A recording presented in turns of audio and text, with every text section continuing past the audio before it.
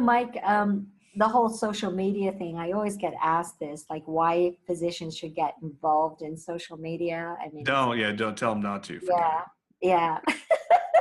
So, like, what do you tell people? Because I know what I tell people. What do you tell people? it. I tell people why physicians should do it. Well, because I share a little bit of my story. So I started social media because I was so mad that there's all these false information on social media, like vaccines not causing autism. Duh. But it's still out there. So I started out with that, and then kind of whipped around into kind of what I'm doing now is a lot of advocacy. And Kim and I collaborate on a lot of this, especially when it comes to primary care, family medicine advocacy, because we rock. Family medicine rocks. And we need to tell social media and everybody about that because, as I've said in my talks for such a long time, people have been telling the family medicine story, and it's the wrong story. It's usually told by specialists, it's told by insurance companies, it's told by attorneys. So family docs have to rise up and say, hey, we do cool stuff like talk with people all around the world about health equity and getting the right care for our patients.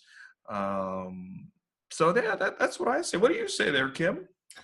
I tell people it's about advocacy, it's about sharing our voices, it's about giving strength to our specialty, and for helping be the voice of our patients too. I also talk about, the use of social media for certain things like hurricane relief. With Hurricane Maria last year, we were able to raise over $103,000 because of social media. We would not have done it if it hadn't been for social media.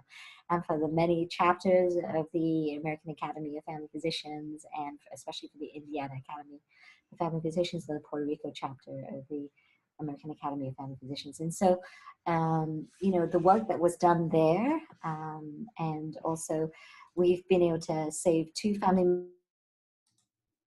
medicine residency programs from closing. And I think of, the many lives that were impacted because of that. There's so many things, so many stories that I could tell of what social media has been able to achieve and be able to help bridge the gap between this sort of online, unknown relationships that we have with each other to real relationships which can bridge communities, which can bridge relationships even in the legislature, in advocacy and policymaking, to community outreach, and to building those bridges with collaborative partners that can really help move family medicine and move healthcare forward. And so it's really exciting to see what social media can do. I love the fact that it is so very different every single day. It can be different, sometimes very scary, but very different. And I love that about it. And I love the possibilities to be able to hashtag inspire, create, lead the future of family medicine. Yeah. So I think Janet is pushing us a little bit, and she's like, "Hey, what about that NRA and stay in your lane thing?"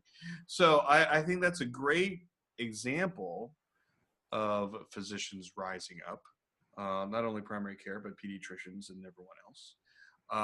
Responding to that, having kind of a unified response to that, saying, "Hey, we can ask our patients whatever we want to ask," and there were some very creative responses to that, even made national news on a lot of the networks. As physicians being an advocacy group for our patients, and I think that's a great example of physicians utilizing social media in a positive way, in the right way, getting our message out, getting our talking points out, getting our points that we want to be out there.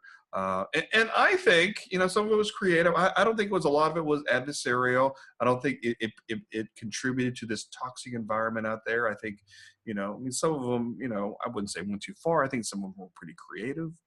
But I think, that's really kind of, positioning physicians and the physician community, on a lot of these public health, social issues, as a group that we need to be listened to. Don't you think? Oh, definitely. I remember when I think it was either earlier this year or even last year, where the six different organizations in medicine, in the House of Medicine, I remember they met at the AMA meeting, and there was like the AFP with ACOG, ACP, the